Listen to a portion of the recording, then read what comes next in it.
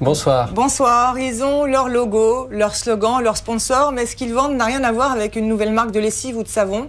Non, eux, ce qu'ils vendent, c'est la révolution. Oui, en 2001 en Serbie, il y a eu la révolution de velours, puis en 2003, c'était de la révolution des roses en Géorgie, 2004, la révolution orange en Ukraine, on s'y perd un peu, en 2005, c'était la révolution des tulipes au Kyrgyzstan. Et attendons de voir ce qui se passe en Azerbaïdjan dans 3 semaines, parce qu'il y a des élections. Oui, tous les anciens satellites de l'Union soviétique basculent dans le camp occidental depuis 5 ans.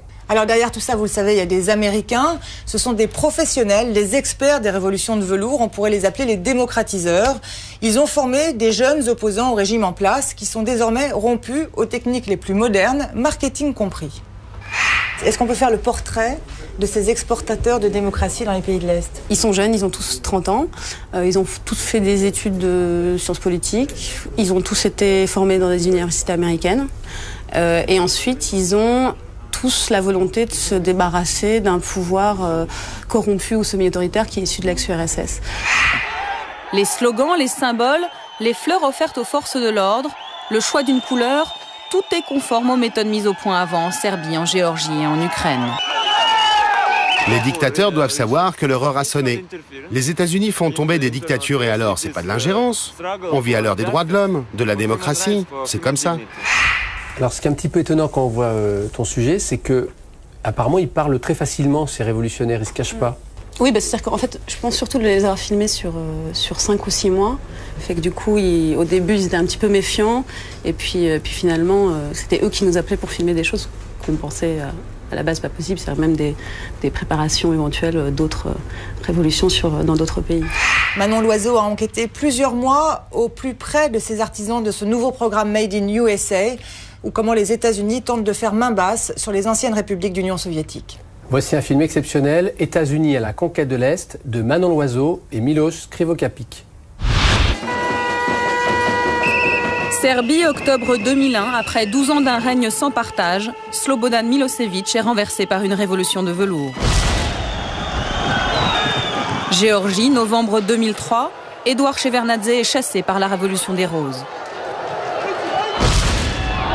Ukraine, décembre 2004, la révolution orange porte au pouvoir Viktor Yushchenko. Kyrgyzstan, mars 2005, c'est la révolution des tulipes qui triomphe. 4 révolutions non violentes, 4 régimes autoritaires reliques de la toute-puissance soviétique, jetés aux oubliettes de l'histoire en quelques semaines. Et à chaque fois le même scénario, des élections truquées, un pouvoir qui se crispe, puis cède devant des manifestations qui emportent tout sur leur passage. Depuis 5 ans, rien n'arrête ce vent de liberté qui balaye un à un les anciens satellites de Moscou. Une aubaine pour George Bush. We have lit a fire as well. A fire in the minds of men. It warms those who feel its power. It burns those who fight its progress. And one day, this untamed fire of freedom will reach the darkest corners of our world. Une contagion révolutionnaire qui, un à un, retourne des régimes longtemps favorables à Moscou et qui commence sérieusement à irriter Vladimir Poutine, le maître du Kremlin. Самое опасное, знаете, создание системы перманентных революций. То розовых, то каких-то там голубых еще придумают. Вот жить нужно привыкнуть по закону. Mais comment sont nées ces révolutions? Qui les inspire? Qui les prépare? Qui les finance? Quels sont les prochains pays sur la liste? Pour chercher des réponses à ces questions, nous avons entamé un long périple. En Slovaquie, en Serbie, en Géorgie, en Ukraine, au Kyrgyzstan, mais aussi à Moscou et à Washington. Pendant plusieurs mois, nous avons suivi les leaders de ces révolutions, ceux que Bush appelle les combattants de la liberté. Mais nous avons aussi retrouvé ceux qui se cachent dans l'ombre de ces révolutions de velours. Voici les coulisses de cette conquête de l'Est que rien ne semble pouvoir arrêter.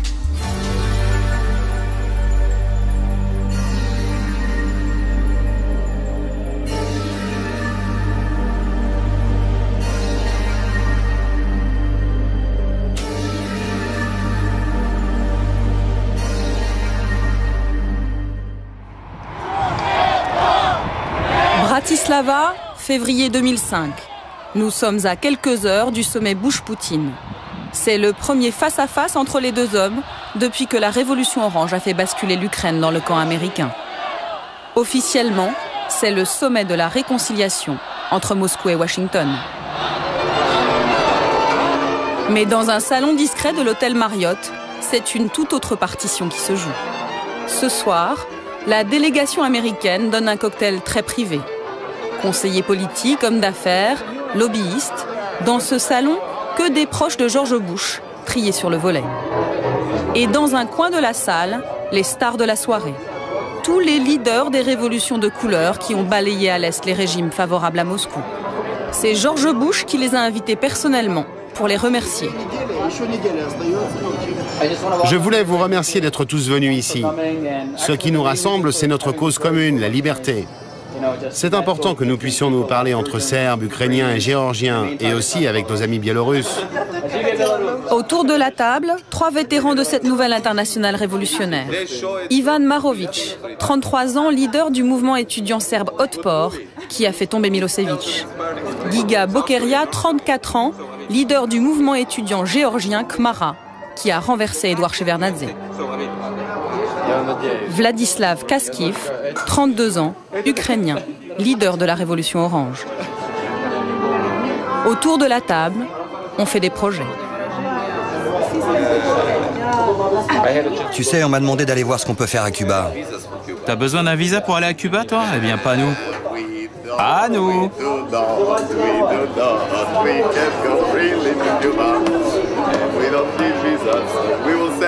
Tu vas voir, on va leur envoyer 10 millions de Serbes pour faire la révolution à Cuba. Dans ce sac, le kit du parfait révolutionnaire. CD-ROM, t-shirt, album souvenir. Vlad, le leader de la révolution orange, en profite pour faire des relations publiques.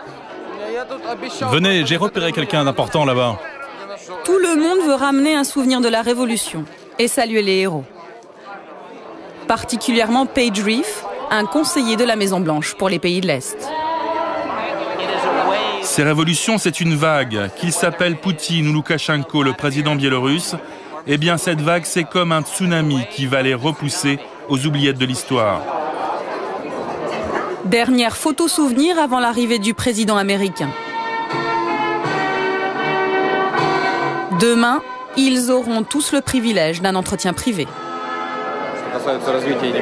On va dire à George Bush qu'il faut qu'il nous utilise pour aller démocratiser toute l'ex-URSS. La Biélorussie, l'Arménie, l'Azerbaïdjan, le Kyrgyzstan et bien sûr la Russie. C'est une chance unique de faire triompher la grande démocratie mondiale. Et on va le faire. L'entretien aura lieu à huis clos, mais le lendemain, George Bush fera de ces nouveaux révolutionnaires présents dans le carré VIP les vedettes de son discours. Remarkable men and women from across Central and Eastern Europe. We welcome you. We thank you for your example, for your courage, and for your sacrifice. And the democratic revolutions that swept this region over 15 years ago are now reaching Georgia and Ukraine. Eventually, the call of liberty comes to every mind and every soul. And one day, freedom's promise will reach every people and every nation. And may God bless you all. Un appel ouvert à la révolution, lancé 1 heure à peine avant l'arrivée de Vladimir Poutine, et qui va jeter un coup de froid sur le sommet de la réconciliation.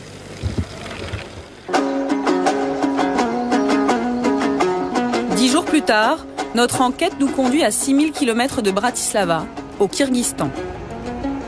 Il semble que dans cette ancienne république soviétique d'Asie centrale, on ait entendu l'appel de George Bush. Nous sommes entre les 2 tours des élections législatives et l'ambiance est tendue à Bichkek, la capitale kirghize. Ici, pas de pétrole, pas de richesse naturelle, mais une frontière avec la Chine. Alors, cette petite république est un lieu hautement stratégique pour Moscou et Washington. Les Russes y disposent d'une base militaire. Les Américains aussi ont la leur, 10 fois plus grande. Elle leur sert de base arrière pour leur opération contre les talibans en Afghanistan. Alors dans les 2 camps, on surveille de très près ces élections. Entre les 2 tours, le pouvoir a interdit toute manifestation et l'opposition craint des fraudes massives. Alors, comme en Serbie, en Géorgie et en Ukraine, les étudiants se préparent à descendre dans la rue. Une poignée d'entre eux nous a donné rendez-vous en pleine nuit dans un faubourg de la ville. La réunion est clandestine. Autour de cette table, une vingtaine d'étudiants opposants au régime. Ce soir, ils visionnent un film. Bringing Down a Dictator. Comment faire tomber un dictateur.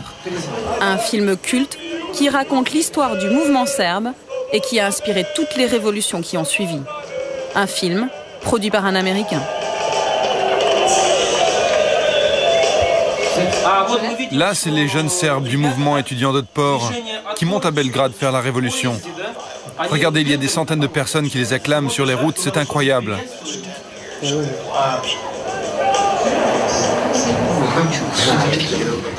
Là, c'est leur leader. Ils racontent qu'eux non plus n'avaient pas de bureau, comme nous. Eux aussi étaient obligés de se rassembler clandestinement dans les cafés et de communiquer par Internet. Ce film, on l'utilise dans nos séminaires pour montrer aux étudiants que l'on peut faire quelque chose au Kyrgyzstan. Si les Serbes sont arrivés à faire leur révolution, pourquoi pas nous? Ce film, ça prouve tout simplement que des étudiants, des jeunes, peuvent faire tomber un régime. Tous ensemble.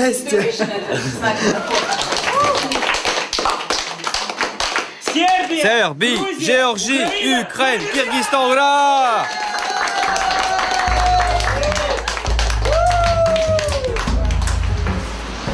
Ce film, Edil l'a vu des dizaines de fois. Comme beaucoup de combattants de la liberté, il a étudié aux États-Unis grâce à une bourse offerte par le gouvernement américain. Juste retour des choses, aujourd'hui il travaille pour NDI, l'Institut national démocrate, une fondation dirigée par Madeleine Albright. Pour ces élections, c'est lui qui est chargé de recruter des observateurs indépendants. Ce matin, il fait une dernière réunion. Les autres observateurs attendent de vous que vous soyez des leaders. Ils attendent que ce soit vous qui posiez des questions lorsqu'il y aura des infractions dans les bureaux de vote. Soyez actifs, surtout les jeunes. Vous êtes l'avant-garde. J'espère que j'ai été convaincant. De son bureau, Edil est aux premières loges. Il sait que chaque élection est une chance à saisir. Là, c'est la place centrale. Bien sûr, il n'y a pas encore des milliers de personnes sur la place. Mais peut-être que ça arrivera un jour. Et on pourra faire comme ça, regardez. Demain, c'est le jour des élections. Et on peut même l'enregistrer. Demain, c'est le jour des élections. Venez tous voter. Regardez.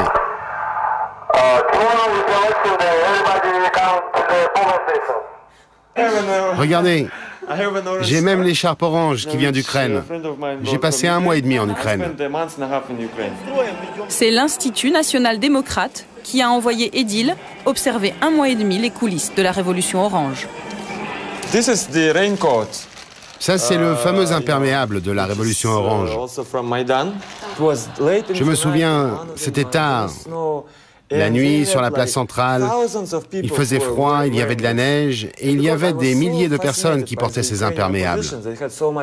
J'étais tellement fasciné par l'opposition ukrainienne, ils avaient tellement d'argent, ils étaient tellement organisés, que j'ai pris ça pour le montrer à tout le monde ici et dire « Regardez, ils étaient prêts à la révolution, ils avaient même leurs imperméables qu'ils distribuaient dans les rues. » Ça se porte comme ça.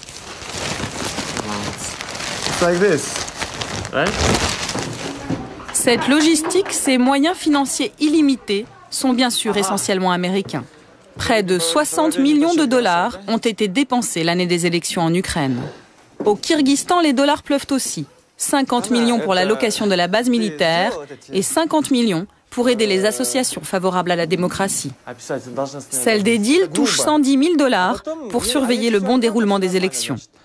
Alors forcément, à la une du journal que publie l'association, on sait être reconnaissant. Là, c'est le discours de Bush le jour de son investiture. Vous savez, ici, on est partagé sur George Bush. C'est pas mon président préféré. Mais quand un président américain dit que tous ceux qui vivent sous la tyrannie Sache que les États-Unis ne vous oublieront jamais, que jamais nous ne pardonnerons aux dictateurs, et que le jour où vous vous lèverez pour défendre votre liberté, nous serons avec vous. Et bien là, on le met en première page, parce que c'est important. On mérite notre liberté. Nous avons voulu voir à quoi ressemblaient ces Américains qui exportent la démocratie dans les coins les plus improbables de la planète. Pour les rencontrer, il faut aller dans un autre lieu tout aussi improbable, le golfe de Bishkek, la capitale kirghize. Autour de cette table, les représentants des principales organisations américaines présentes sur place. Mike Stone, 52 ans, ancien journaliste, dirige l'association Freedom House chargée de défendre la liberté de la presse.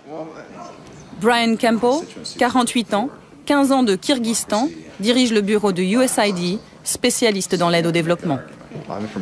David Greer, 43 ans, juriste, chargé de former les Kirghizes à l'économie de marché. Première surprise, ici, tout le monde assume son rôle sans complexe. La politique américaine au Kyrgyzstan, c'est d'exporter l'économie de marché dans l'intérêt des États-Unis. Et quant à notre influence ici, eh bien, on vient avec ce que le monde développé a de meilleur en termes de principes économiques. Voilà. Quelles sont les motivations politiques de Washington derrière tout cela, derrière notre présence ici?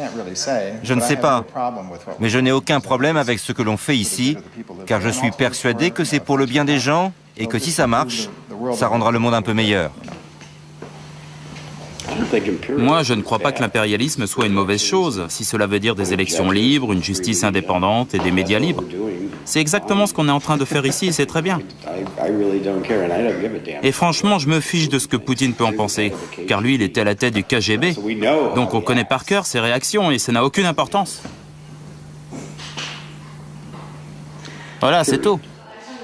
Et les méthodes du KGB, Mike Stone les connaît. Avant le Kyrgyzstan, il a perfectionné son swing en Hongrie, puis en Biélorussie. Ce Texan de 52 ans dirige la seule imprimerie du pays qui ose publier les journaux d'opposition. C'est de nuit qu'il nous y emmène. Il préfère être discret. À quelques jours du scrutin, la pression du KGB local est à son maximum.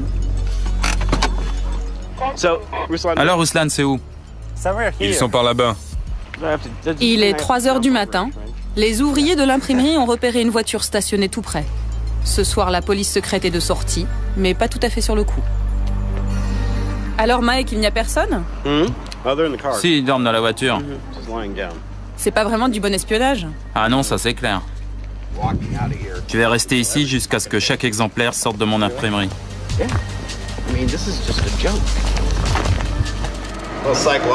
Tout ça, c'est de la guerre psychologique. T'inquiète. Si ça continue, je vais leur mettre de la musique country à fond. Tu sais, du Hank Williams. Jusqu'à ce qu'ils craquent et qu'ils décarpissent. Je suis sérieux, c'est comme ça qu'on a fait au Panama. On passait du rock devant le palais présidentiel jusqu'à ce que Noriega se rende. Vous vous souvenez? C'est ici que Mike et son association Freedom House impriment les 6 journaux d'opposition du pays. Avant son arrivée, il dépendait entièrement du bon vouloir du pouvoir. Dans l'imprimerie, le ton est tout de suite donné. Sur les murs, un message d'encouragement du peuple américain au peuple kirghize. Et sur les rotatives, un petit rappel du nom du généreux donateur, le département d'État américain chargé de la démocratie, du travail et des droits de l'homme. Tout un programme. Mais depuis 10 jours, le gouvernement kirghize a privé l'imprimerie de courant à cause de cette une. Ça, c'est la fameuse une. On peut lire la maison que le président Akayev s'est fait construire.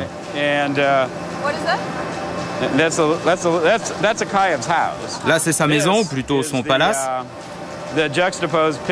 Et là, à côté, un pauvre enfant qui n'a pas de toit sur sa tête. C'est pas mal, non, comme montage, hein? Ce qui est intéressant, c'est que 5 jours après avoir publié ce numéro, ils nous ont coupé l'électricité. Et c'était 5 jours avant le premier tour des élections. L'imprimerie fonctionne désormais grâce à 2 générateurs prêtés par l'ambassade américaine. Mais le bruit court dans tout Bishkek que c'est pour une toute autre raison que Mike est privé d'électricité. Il paraît que vous avez publié ici un manuel pour faire tomber les dictateurs. Ah oui, ça, qu'est-ce que c'était? Je me souviens plus du titre. Je crois que ça s'appelle De la dictature à la démocratie. Mais c'est bien le livre qui a inspiré tous les jeunes révolutionnaires, ukrainiens, serbes, géorgiens. C'était leur Bible, non? Oui, en fait, je ne sais pas comment, mais on s'est fait embarquer dans toutes ces histoires de révolution de velours, orange, rose. Moi, je dis tout le temps, je veux une révolution verte, une révolution du dollar. Amenez l'argent et on imprimera tout ce que vous voulez. Mike Stone, simple homme d'affaires, il nous affirme qu'il se souvient à peine avoir imprimé le petit livre des révolutions. Pourtant, c'est bien chez Mike Stone que Tolekan Izmailova, membre de l'opposition kirghize, s'approvisionne. C'est elle qui a fait traduire l'ouvrage et qui le distribue clandestinement sous forme de journal. Ça s'appelle « De la dictature à la démocratie ». C'est de Gene Sharp. Je l'ai traduit en kirghize. C'est notre Bible. Il va sauver le peuple kirghize. C'est une arme puissante. Ça explique comment faire tomber un régime dictatorial de manière non violente. Les Serbes, les Géorgiens, les Ukrainiens s'en sont tous servis pour faire leur révolution. Ça explique les faiblesses de la dictature. Comment organiser une révolution non violente. Et surtout, ça explique la stratégie pour venir au pouvoir. J'en ai fait imprimer 6000 exemplaires et il n'en reste plus qu'une centaine. Il faut que j'en imprime d'autres. Les étudiants se l'arrachent. Ils le distribuent dans toutes les facs. Ils aiment tellement ça dans mon village qu'ils attendent la suite. Ils ont tous envie de changer le pouvoir.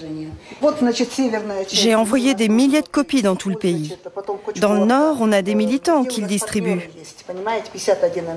Dans le sud, c'est déjà très populaire. Ça commence à marcher. Les révoltes ont déjà commencé là-bas. Retour à l'imprimerie. Mike Stone prépare la une du lendemain. Une première page encore très politique qui ne va pas arranger ses relations avec les autorités. Regardez, là c'est le président Kuchma, l'Ukrainien, et Shevardnadze, le Géorgien. Ils ont été rayés. Et puis on a écrit Akayev est le prochain sur la liste. Akayev, c'est le président kirghize, bien sûr.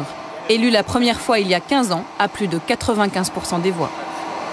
En fait, ça pourrait être un nouveau jeu. Nommez le dictateur, essayez de savoir qui est qui.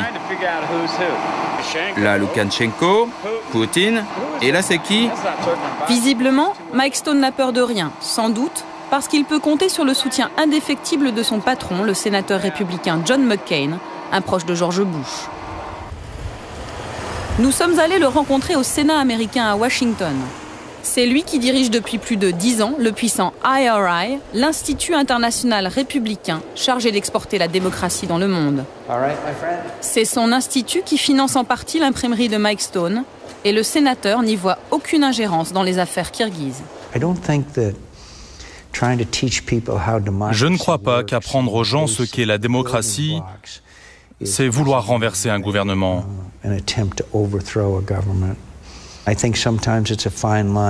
C'est vrai qu'il y a une frontière fine entre encourager la démocratie et intervenir dans les affaires intérieures d'un gouvernement.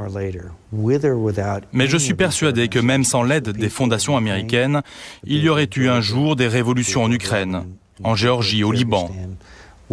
C'était inévitable.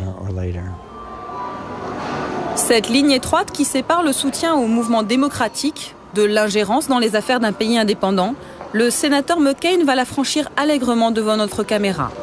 Excédé par les coupures de courant qui paralysent l'imprimerie, il a demandé à Mike Stone de convoquer le ministre des Affaires étrangères kirghize en personne pour une réunion téléphonique. Et quand le sénateur américain ordonne, le ministre kirghize se déplace.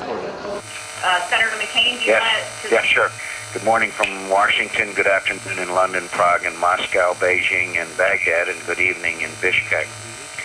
I'm John McCain, ready for the media support. Pour que chacun retienne la leçon, la plupart des bureaux de l'organisation sont à l'écoute. The Kyrgyz Republic is an important ally of the United States, and we have expected that the printing press will continue to operate without obstacles created by either the Kyrgyz government or any state-controlled agencies. I'm outraged by the forced shutdown of the only independent printing press in Kyrgyzstan. This sort of information control is reminiscent of the old Soviet days and simply has no place in a free society. Pendant plus d'une heure, le ministre kirghize va encaisser. Il n'a pas les moyens de se défendre. Son pays surendetté est économiquement dépendant des États-Unis. À la fin du sermon, il est même contraint de s'excuser. Mr. McCain, do you hear me? Господин Маккейн, вы меня слышите? Да, я вас слышу. We are very sorry such incidents, which we are sorry about, should not put shadow on the image of our government, on its many times expressed commitment to support of independent mass media. Thank you. Thank you.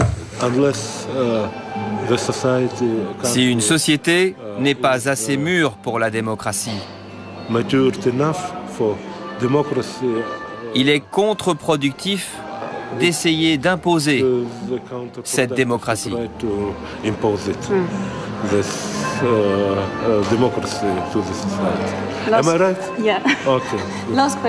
Beaucoup de personnes aujourd'hui parlent d'une révolution orange au Kyrgyzstan. Vous pensez que c'est possible? Je ne crois pas à la révolution orange. Je ne pense pas qu'on en ait besoin. Mauvaise analyse politique. 10 jours plus tard, la révolution éclate avec bien sûr les étudiants au premier rang des manifestants. Les slogans, les symboles, les fleurs offertes aux forces de l'ordre, le choix d'une couleur, tout est conforme aux méthodes mises au point avant en Serbie, en Géorgie et en Ukraine.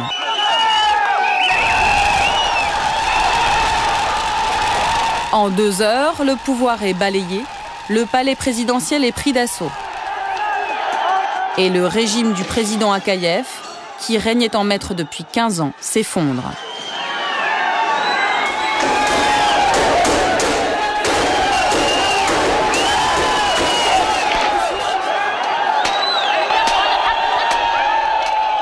Dans la tourmente, nous avons perdu Edil qui 10 jours plus tôt rêvait devant notre caméra de voir la place centrale de Bichkek noire de monde. En quelques heures, son rêve est devenu réalité. Mais Edil n'a pas pu profiter de la victoire, il a été l'un des tout premiers à être arrêté. On le voit sur ces images de la télévision kirghize se faire embarquer par les forces de l'ordre. Quelques jours plus tard, nous le retrouvons. Il nous a donné rendez-vous devant le palais présidentiel, fermé pour cause de révolution. Pour lui, aucun regret, la fin justifie bien les moyens. On dira encore, comme pour la révolution ukrainienne, comme pour la révolution géorgienne, que tout ça c'est un projet américain. Eh bien, même si ça l'est, ça m'est égal. Je ne vais pas m'excuser. Et personne ne devrait s'excuser. On vit au XXIe siècle. Les dictateurs doivent savoir que leur heure a sonné. Les États-Unis font tomber des dictatures et alors, c'est pas de l'ingérence. On vit à l'heure des droits de l'homme, de la démocratie. C'est comme ça. Pour Mike Stone, l'imprimeur golfeur, aucun regret non plus. Alors Mike, vous êtes satisfait aujourd'hui? Ah oui, je suis heureux. Car le régime d'Akayev faisait tout pour nous faire perdre notre business. Et maintenant, on va enfin pouvoir travailler normalement. En fait, ce qu'on ressent, nous tous ici à l'imprimerie, c'est sans doute un sentiment de mission accomplie. Nous laissons Bichkek à sa révolution et Mike à ses affaires. Direction Boston. Nous voulons rencontrer l'auteur du petit livre que tous les révolutionnaires s'arrachent. Il travaille ici, à la fondation Einstein qu'il a créée en 1983. C'est un universitaire qui théorise depuis 40 ans sur la révolution non violente. Il s'appelle Gene Sharp. Il a écrit son livre il y a 15 ans. Un sentiment de mission accomplie. Nous laissons Bichkek à sa révolution et Mike à ses affaires. Direction Boston. Nous voulons rencontrer l'auteur du petit livre que tous les révolutionnaires s'arrachent. Il travaille ici, à la fondation Einstein qu'il a créée en 1983. C'est un universitaire qui théorise depuis 40 ans sur la révolution non violente. Il s'appelle Gene Sharp. Il a écrit son livre il y a 15 ans. Depuis que les révolutionnaires serbes en ont fait leur Bible, les traductions se multiplient. Je n'en reviens pas. Il a déjà été traduit en 21 langues. Et il n'en finit plus de se répandre. Son livre « De la dictature à la démocratie » est un véritable mode d'emploi de la révolution pacifique, avec des recettes simples comme « Comment fraterniser avec la police, pilier de toutes les dictatures ». Par exemple, en Serbie, l'opposition a appliqué à la lettre nos conseils. Et ils ont procédé par étapes pour neutraliser l'armée et la police, pour que le jour de la révolution, la répression soit moins brutale. 2 ans avant la chute de Milosevic, Des garçons et des filles de 14 ans envoyaient des colis avec de la nourriture aux policiers pour affaiblir leur morale et leur soumission à Milosevic. Plus tard, les leaders de la révolution ont contacté des officiers supérieurs du régime pour négocier, pour que le jour J, les cordons de police se brisent et laissent passer les manifestants. Et c'est ce qui s'est passé.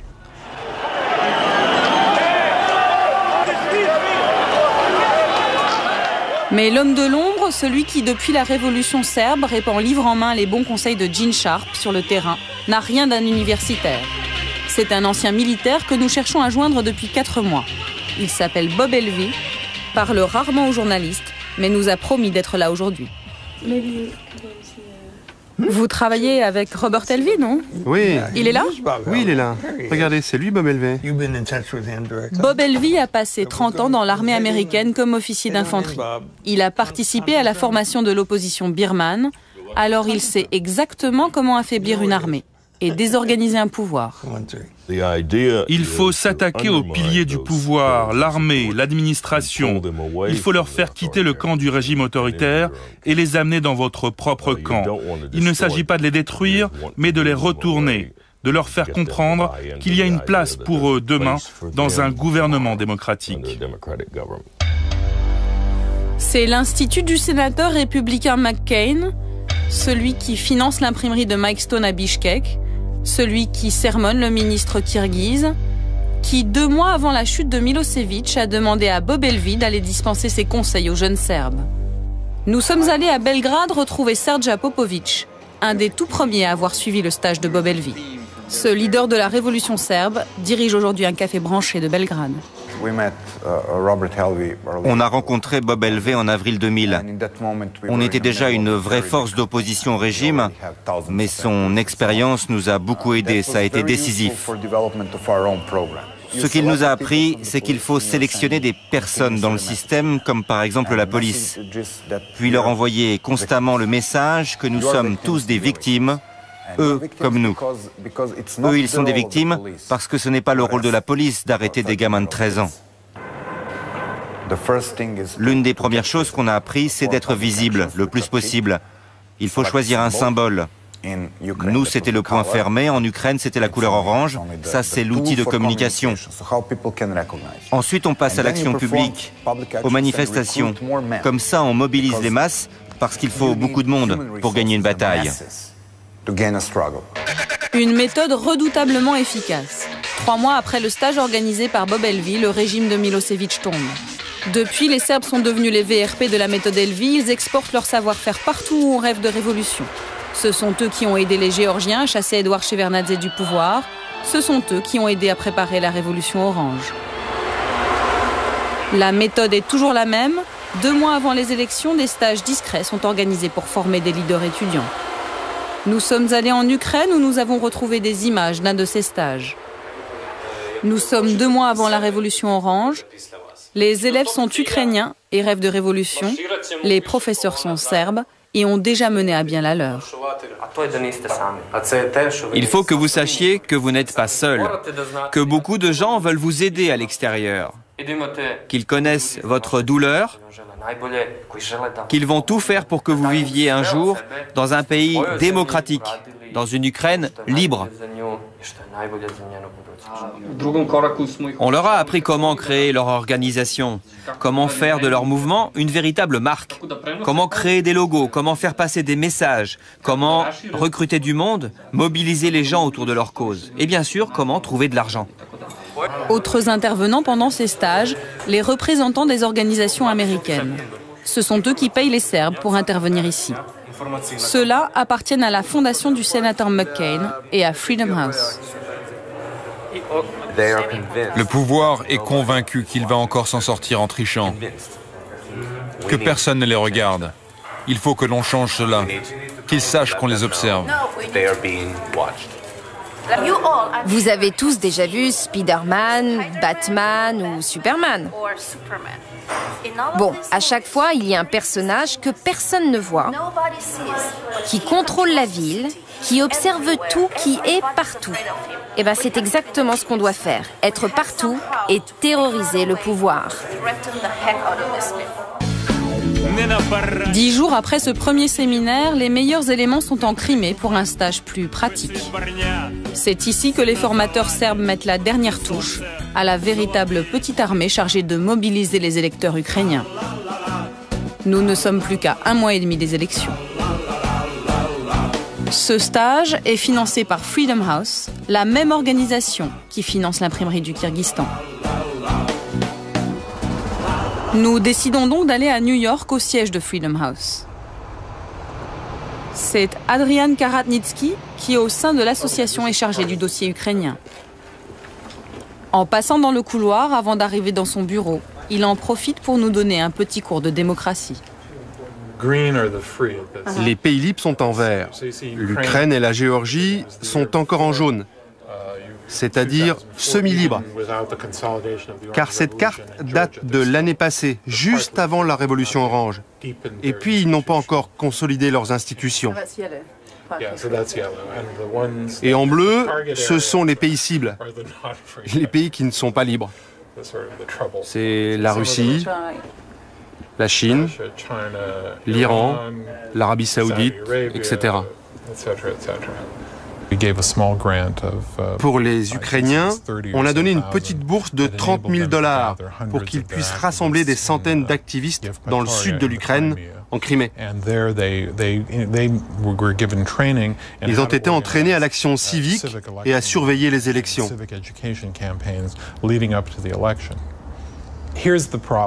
En fait, dans les années 50, 60 et 70, ce genre d'activité était mené par la CIA de manière cachée. Cela donnait l'impression que les services de renseignements américains noyautaient les organisations et les partis politiques des pays. Ça faisait passer les mouvements locaux pour des instruments de la CIA. Il a donc été décidé que les États-Unis feraient désormais ce genre d'activité de manière transparente et publique. Et c'est ce qu'on fait avec nos fondations. Et la méthode est efficace. Nous sommes allés le vérifier en Géorgie. Une Géorgie qui, depuis la révolution des roses en 2003, a basculé dans le camp américain. Cet après-midi, Tbilissi, la capitale, attend la visite du président Bush. Les États-Unis déversent ici plus de 100 millions de $ par an d'aides diverses et possèdent, comme au Kyrgyzstan, une base militaire stratégique.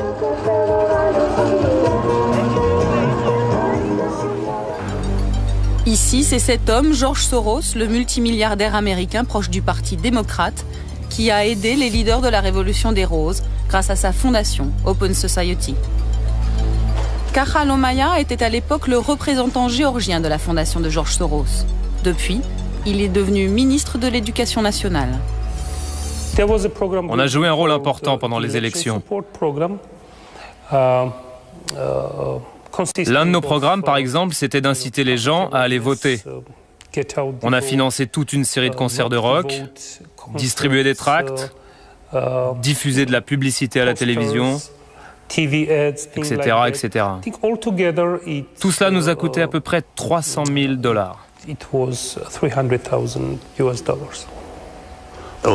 Là, c'est moi avec Bush père. L'ancien président de Géorgie, Edouard Shevardnadze, lui, n'est plus rien du tout. Chassé du pouvoir, il vit avec ses souvenirs et une certitude. Les jeunes politiciens qui ont pris le pouvoir ont été pour la plupart financés par George Soros, le célèbre milliardaire américain. Je ne sais pas pourquoi il a voulu renverser le gouvernement géorgien. Mais ça n'a pas été une révolution.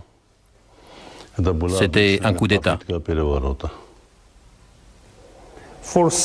C'est vrai, certains dictateurs d'Asie centrale et d'autres pays de l'ex-URSS ne comprennent pas ce que l'on fait. Mais je vous assure que les peuples de ces pays le comprennent parfaitement. L'un des leaders de la révolution géorgienne, c'est Giga Bokeria. Nous l'avions croisé à Bratislava nous le retrouvons au Parlement de Tbilissi. À 34 ans, il entre et il sort comme il veut de l'hémicycle. C'est normal. Depuis la Révolution, il est devenu le principal conseiller du président géorgien. Mais ce matin, il n'assistera pas à la session parlementaire. À quelques heures de l'arrivée du président américain, il a rendez-vous dans un salon de l'hôtel Marriott avec Anatoly Lebedko, un opposant biélorusse qui est venu chercher des conseils pour faire la révolution chez lui. Car comme les Serbes, aujourd'hui les Géorgiens exportent leur expérience révolutionnaire, petit mode d'emploi en direct. Qui est vulnérable autour du président dans l'appareil d'État? Est-ce qu'il y a des personnes sur qui on peut influer, qui pourraient jouer notre jeu? Oui, ça c'est fondamental. Des personnes au sein même du régime. Des proches du président? Chez nous, tous ceux qui représentent une menace, eh bien notre président Loukachenko s'en occupe. Il les a soit mis en prison. La question principale, c'est effectivement l'argent. On va vous aider. On va faire quelque chose pour vous. On va vous donner des recettes pour prendre le pouvoir. Tu crois pas qu'il vaut mieux qu'ils éteignent la caméra? Vous pouvez arrêter de filmer là? 2 heures plus tard, dans le hall de la Banque centrale, Giga a remis son costume de conseiller. Avant l'arrivée de George Bush, le président géorgien s'apprête à rencontrer les correspondants de la Maison-Blanche. Pour nous, cette visite de Bush, c'est comme revenir sur la carte du monde après 200 ans de colonisation par l'Empire russe et soviétique. Celui qui invite ce soir, c'est lui, Bruce Jackson. Ancien officier de l'armée américaine, il est passé par les renseignements militaires et Lockheed, une multinationale de l'armement. Aujourd'hui, il dirige une fondation appelée sobrement Projet sur les démocraties en transition. En fait, on le retrouve partout où naissent les révolutions de velours. L'homme est discret, pourtant il accepte de nous faire partager sa vision du monde. C'est simple, ce qu'on voit en Russie, ça ne nous plaît pas. Il n'y a pas assez de démocratie et le pouvoir oppresse le peuple. C'est décevant. Ce qu'on voit ici, par contre, ou en Ukraine, eh bien ça nous plaît. Ça correspond à ce que l'on attend d'eux, ce qu'on attend d'une démocratie. Le choix est simple. D'un côté, c'est décevant, de l'autre, c'est excitant. Officiellement, Bruce Jackson n'est pas en tête sur la liste du protocole. Pourtant, quand le président géorgien arrive, c'est lui qu'il salue en premier. Monsieur le Président, laissez-moi vous présenter Brian, de CBS. Mikhail Saakashvili, 36 ans, est le plus jeune président du monde. Avocat, il a été formé à Harvard. Il doit beaucoup aux États-Unis, et il le sait. Après tant d'années d'oppression et de corruption, la Géorgie est aujourd'hui un exemple vivant que la démocratie peut marcher dans cette région du monde. On croit dans les mêmes valeurs que les Américains et on se souvient de ce que les États-Unis ont fait pour nous ces dernières années. On est très heureux de vous accueillir ici. Et depuis qu'il peut compter sur le soutien sans faille des États-Unis, le jeune président géorgien n'hésite pas à s'en prendre directement à l'ex-grand frère soviétique.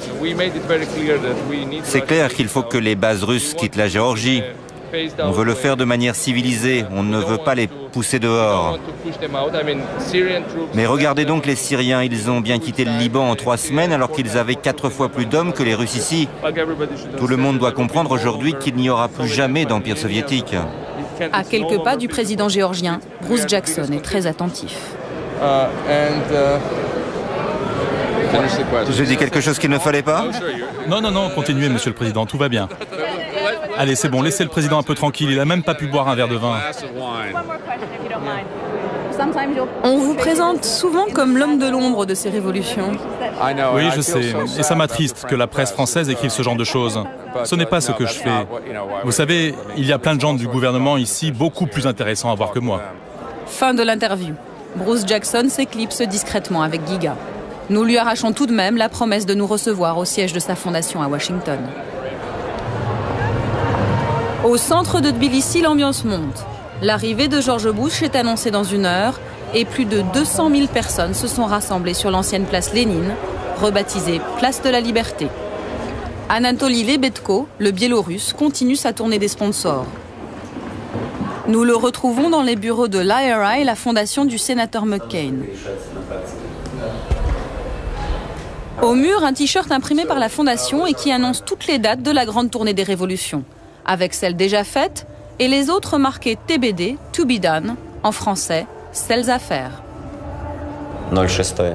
Les prochains sur la liste, c'est nous, les Biélorusses. Les élections sont prévues en 2006. C'est un beau palmarès, non? Les prochains, c'est vous? Oui, c'est sûr. L'année prochaine, c'est pour nous. Pour sa première rencontre avec George Bush, Anatoly ne fera pas partie des invités qui comptent. Il lui reste une révolution à faire pour prétendre au carré VIP.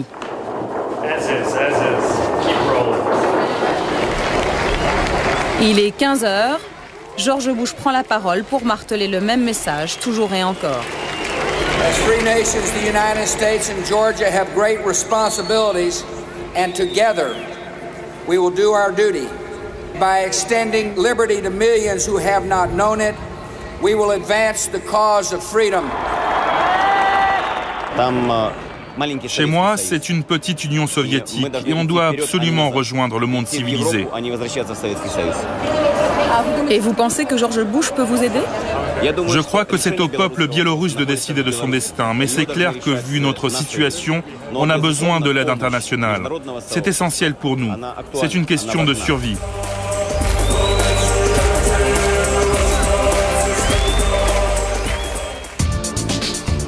Quelques jours plus tard, direction Washington. Après des mois d'attente, Bruce Jackson, le lobbyiste en chef de la Maison-Blanche, nous autorise enfin à venir au siège de sa fondation. Tout sourire, il nous fait visiter le bureau où sont passés tous les leaders des révolutions de couleur. Au mur, des photos de son père, un des fondateurs de la CIA, et puis de George Bush, bien sûr. Sa femme est biélorusse et elle aussi très active. Regardez là, c'est ma femme, avec Condi Rice. Avec qui? Là ici, Condi Rice, et ma femme. Alors elle est comment, Condi Rice? Vous avez l'impression qu'elle vous soutient? Elle est formidable. Elle vient de dire publiquement que la Biélorussie devait devenir un pays libre, qu'il fallait changer le régime, et que les États-Unis allaient tout faire pour obtenir cela. En fait, on a créé un ministère des Affaires étrangères parallèle. Le président biélorusse, Loukachenko, ne peut pas être reçu à la Maison-Blanche, et nous, on peut. Surprise, nous voyons débarquer Giga Bokeria, le leader de la révolution géorgienne. De passage à Washington, il est venu saluer Bruce Jackson et se féliciter avec lui du démantèlement des bases russes dans son pays, 10 jours à peine après la visite de George Bush à Tbilissi. Regarde, je t'ai apporté un t-shirt historique. Je suis pas sûr de la taille, mais c'est le t-shirt de la révolution géorgienne. C'est un collector, il n'en reste que 12 en Géorgie.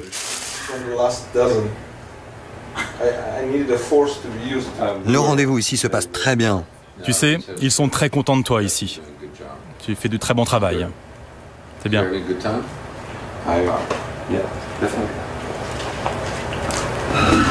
Deuxième surprise de la journée, l'arrivée de ces deux jeunes étudiantes russes opposant à Vladimir Poutine. Elles viennent tout juste de créer un mouvement d'opposition et sont ici pour chercher du soutien. Bruce Jackson ne tient pas à ce que nous restions, c'est sa femme biélorusse qui insiste. Bruce Jackson. Hi. Les deux jeunes Russes sont surprises elles aussi. Elles ne s'attendaient pas à rencontrer le héros de la révolution géorgienne. Vous connaissez Giga Bokeria? Giga, le roi de Géorgie, le héros de la révolution. Enchanté.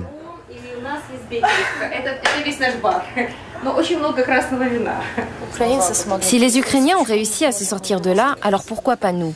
C'est pour cela que c'est très important de rencontrer des gens comme Bruce Jackson ou comme Giga. Ils peuvent nous conseiller, c'est essentiel. En fait, ça se répand dans des pays de plus en plus grands. Ça a commencé dans la petite Serbie, puis la Géorgie, puis l'Ukraine, puis pourquoi pas l'immense Russie. En Russie, c'est une question de temps et bien sûr du prix humain qu'il faudra payer. Jusqu'où le régime sera prêt à aller pour rester en place. Mais je suis certain que ça arrivera. Vous allez les conseiller? Je n'appellerai pas ça du conseil. Je leur parle de mon expérience et de toutes ces recettes que vous connaissez. Après, ils verront bien ce qu'ils pourront faire concrètement chez eux, en Russie. La réunion durera plus d'1 heure, mais hors caméra. Bruce Jackson nous a prévenus, Faire la révolution en Russie, c'est-à-dire s'attaquer directement à Poutine, est un sujet trop sensible. C'est pourtant le prochain objectif.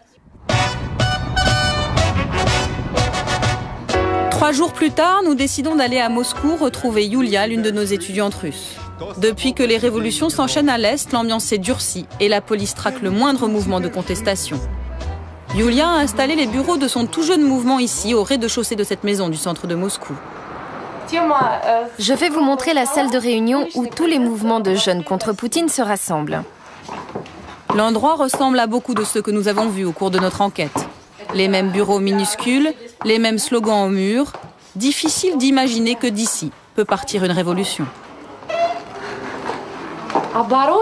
Notre mouvement s'appelle Aborona, ça veut dire défense.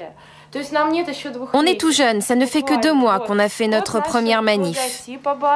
Voilà notre logo. C'est avec ce drapeau qu'on va au rassemblement.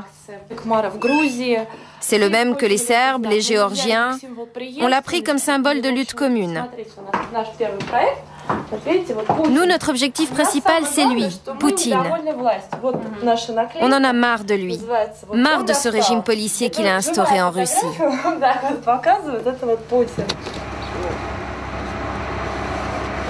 Ce matin, les militants du mouvement organisent leur 3e manifestation. Tous ont été arrêtés après la 2e et sortent juste de garde à vue. Les flics nous ont vraiment pris comme cible ces derniers temps. Les aumônes, les forces spéciales, nous ont même fichés. Ils ont nos noms et nos photos et nous montrent du doigt pour nous faire sortir des manifs et nous arrêter. Léna a 21 ans. Elle est étudiante en économie. Toutes ces révolutions de couleurs qui ont lieu dans les autres pays ont crispé le pouvoir en Russie. Le Kremlin parle de la peste orange. Il n'arrête pas de dire, en Russie, il y a le risque de la peste orange. Ils ont vraiment peur. Ces fascistes du Kremlin sont terrorisés qu'il y ait une révolution orange ici. Que le peuple russe se révolte et fasse tomber le régime de Poutine. Finalement, les intimidations de la police ont marché. Ils ne sont qu'un peu plus de 300 à la manifestation, encadrés par les tristement célèbres forces spéciales qui opèrent en Tchétchénie.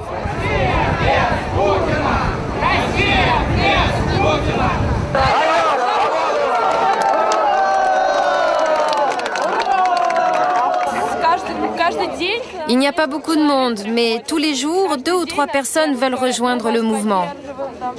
En fait, on est bien plus nombreux qu'il n'y paraît.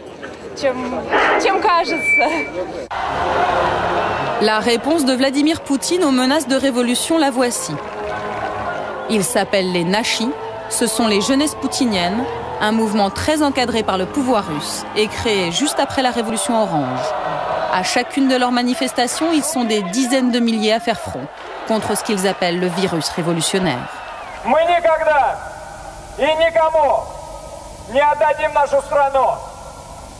В нашей стране всегда будем только мы, и только мы будем ей управлять. Au Kremlin, on a même mis secrètement en place un ministère de la contre-révolution. C'est l'éminence grise de Poutine, Gleb Pavlovski, qui en a eu l'idée. C'est un fidèle du pouvoir. Vous savez, les Nashis, ça n'est que la partie visible de la contre-révolution, du Front uni pour Vladimir Poutine.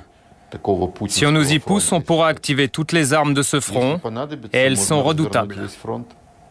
On va commencer par résister à nos frontières. On ne va pas laisser les États-Unis se mêler de nos affaires. On ne veut pas que l'Amérique soit chez nous, dans notre maison. On ne veut pas que les États-Unis nous apprennent à être russes. Si les Américains décident d'aller jusqu'au bout de leur conquête de l'Est, et si la révolution russe a vraiment lieu, beaucoup prédisent qu'elle aura une couleur toute choisie. Rouge. La couleur de l'affrontement inévitable entre 2 forces que lentement mais sûrement, on est en train de dresser dangereusement l'une contre l'autre.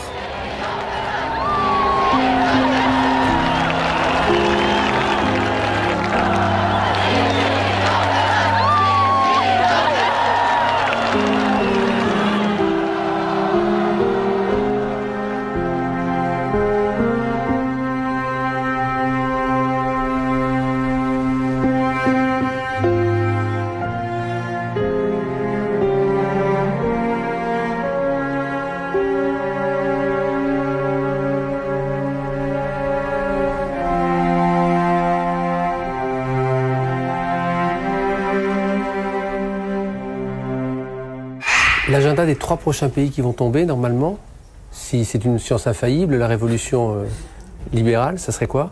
Donc Azerbaïdjan. En novembre. Voilà. Dans quelques jours, en novembre, dans 2 ouais. semaines. Kazakhstan en décembre. Mais là, c'est un régime vraiment autoritaire, donc pas sûr. Et Biélorussie annoncé, mais... En janvier. En janvier, oui. Est-ce que vous savez que vous, citoyens, vous avez le droit de consulter les emails d'un ministre ou les notes de frais d'un élu? En France, la loi le permet. Allô? Oui. Bonjour. En fait, j'aurais voulu savoir comment est-ce que je pouvais me procurer un double ou une photocopie d'une lettre qui a été envoyée par Monsieur de Villepin le 31 janvier 2005 à Monsieur Thomas Bodström, ministre de la Justice. Oh bah pour moi, pour ma propre information. Eh bien voilà, c'est un casse-tête comme souvent avec l'administration. Retrouvez-nous la semaine prochaine à 22h55 pour les abus de pouvoir de l'administration. D'ici là, bonne semaine sur Canal. Bonsoir. Bonsoir.